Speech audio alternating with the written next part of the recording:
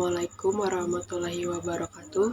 Perkenalkan, nama saya Anggina Nola dengan NIM C0B0230034, berasal dari Prodi Manajemen Pemasaran, Fakultas Ekonomi dan Bisnis, Universitas Jambi. Baiklah, saya di sini akan mempresentasikan resume studi kelayakan dari pertemuan 9 sampai 15 dari mata kuliah studi kelayakan bisnis.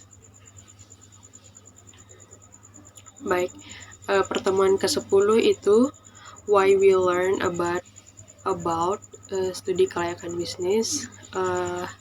Yang manfaat studi kelayakan bisnis adalah untuk menilai peluang suatu proyek bisnis layak dilanjutkan atau tidak. Studi kelayakan bisnis bahkan juga bisa membantu dalam pemasaran.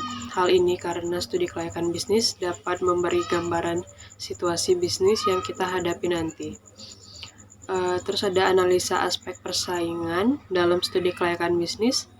Aspek persaingan bisnis dalam studi kelayakan bisnis adalah salah satu komponen penting yang bertujuan untuk menganalisis kondisi pasar serta posisi bisnis dibandingkan dengan para pesaingnya. Hal ini dilakukan untuk memastikan bahwa bisnis yang akan dijalankan memiliki peluang untuk bersaing dan berkembang di pasar. Terus pertemuan 11 ada aspek sosial, ekonomi, dan politik dalam studi kelayakan bisnis.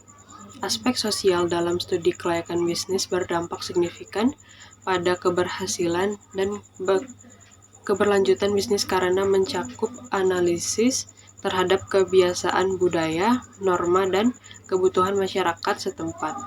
Pemahaman yang baik tentang aspek sosial membuat bisnis menyesuaikan produk atau layanan agar sesuai dengan preferensi dan gaya hidup target pasar. Aspek ekonomi dalam studi kelayakan bisnis memiliki dampak signifikan karena mempengaruhi potensi langsung dan keuntungan usaha. Analisis ekonomi mencakup kondisi makro seperti pertumbuhan ekonomi, inflasi, suku bunga, dan stabilitas mata uang yang dapat mempengaruhi daya beli konsumen serta biaya produksi.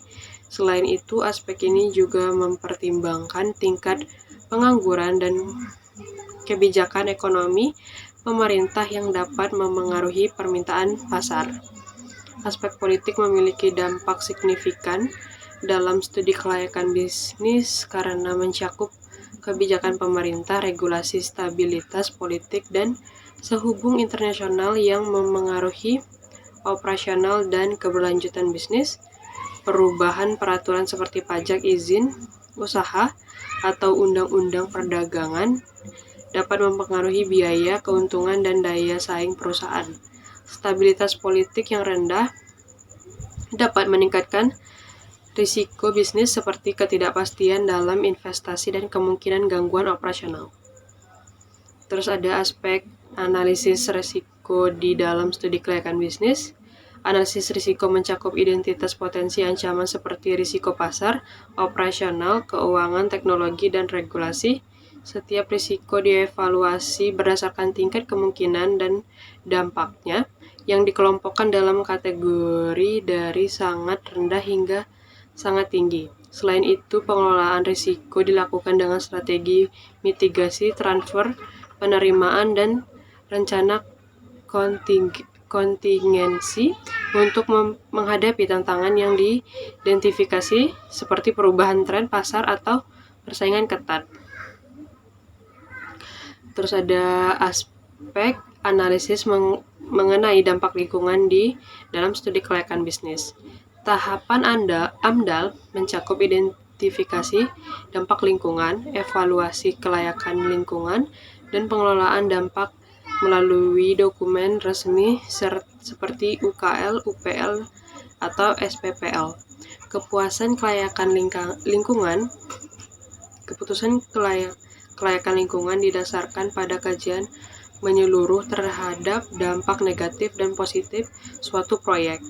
Proyek dianggap layak di lingkungan jika dampak negatifnya dapat dikelola dengan baik dan disepakati oleh para pemangku kepentingan. Jika tidak memenuhi syarat, proyek dapat dinyatakan tidak layak lingkungan sehingga izin tidak dapat diterbitkan. Dengan demikian, AMDAL menjadi alat penting dalam memastikan bahwa kegiatan bisnis berjalan secara bertanggung jawab dan berkelanjutan.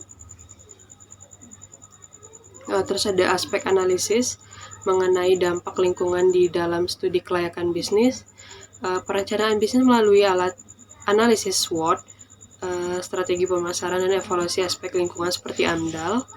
Analisis mengenai dampak lingkungan. Selain itu, tugas individu mencakup pembuatan CV, surat lamaran kerja, serta proposal bisnis yang mencakup elemen seperti tujuan usaha, struktur organisasi, analisis pasar, dan strategi digital marketing.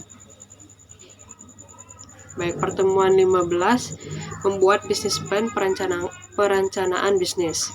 Bisnis plan adalah dokumen penting yang menjelaskan rencana perusahaan untuk memanfaatkan peluang usaha, mencakup analisis kelayakan pasar, operasional, manajemen, dan keuangan.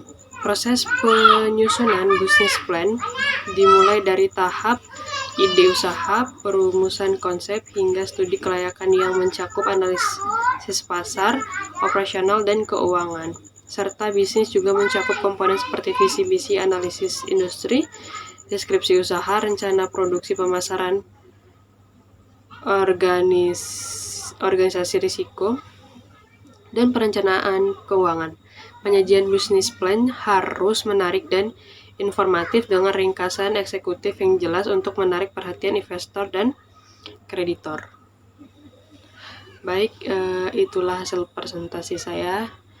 Saya tutup dengan terima kasih.